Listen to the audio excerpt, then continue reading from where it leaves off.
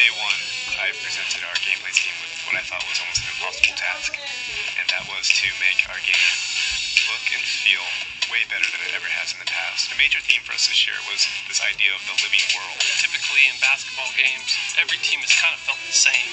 Yeah, you get some signature moves, some players here and there, but overall teams have felt the same. We wanted everything in the court, from the way that fans react to you, the coaches, the player intelligence, everything to be part of this environment that was smart. The system is dynamically changing and evolving constantly. All 30 coaches now have their own mindset. If you look at the finals last year, you saw how the Warriors and the Cavs were constantly readjusting to each other. You saw Delhi step up and play starter minutes, and you also saw how the Warriors went small ball and how successful that was for them. Basketball is a game of situations. The way players react to you as they see schemes on the floor. The way the coaches can see the patterns that you're trying to do and recognize it and adapt to it. In the regular season, Greg Popovich may give you just his base general pick-and-roll defense. Let's say you have success in Game 1 of the playoffs versus them.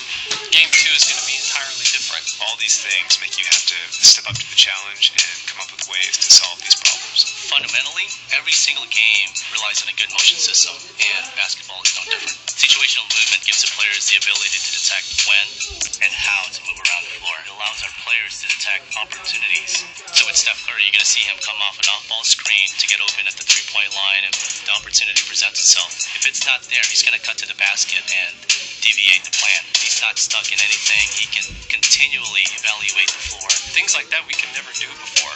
And now with this new system, we can do those things. We really feel like the X's and O's of NBA basketball have never been replicated this true to form ever before. All player-to-player collisions between the ball handler and the on-ball defender is all driven by physics now. So a guy like LeBron is kind of like a tank.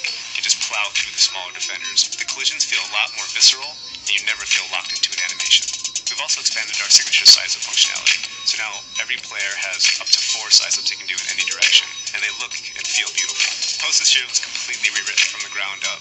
Our guys did a phenomenal job just making it feel a lot more free. You feel like you have complete control over your player at all times. For NBA 2K16, we implemented a foot planting technology that detects exactly when your toe touches the floor and when it leaves the ground. What this does is actually it adds visual authenticity to player movement, and you can actually feel the physics, change in direction, cutting, overall player velocity. In the end, it gives us this visual authenticity in the game.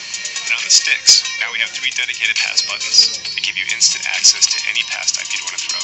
So bounce passes, flashy passes, lobs, alley-oops. This is easily the best looking, the best feeling, and the most realistic 2K basketball we've ever made. Winning is not a sometimes thing, it's an all-the-time thing. So this year, we have to top what we did last year.